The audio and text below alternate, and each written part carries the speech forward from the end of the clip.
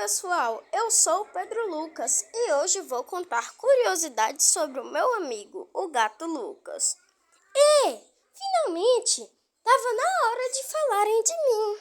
Você sabia que o gato Lucas adora peixe cru? É melhor fresquinho e cheio de sabor. Peixe assado é uma coisa de humano. Verdade. Ele também pode brincar por horas com qualquer coisa simples, tipo uma bolinha ou até uma tampinha de garrafa. Ei, não zoa! É divertido! Parece até um desafio. Desafio felpudo, né?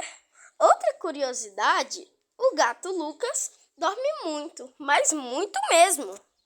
E dormir é uma arte. E eu sou campeão mundial. Campeão de preguiça, isso sim.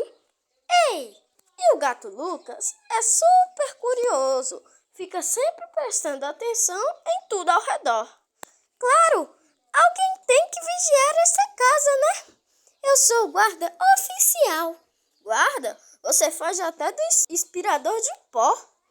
Isso é tática de sobrevivência. Essas foram algumas curiosidades sobre o meu melhor amigo, o gato Lucas.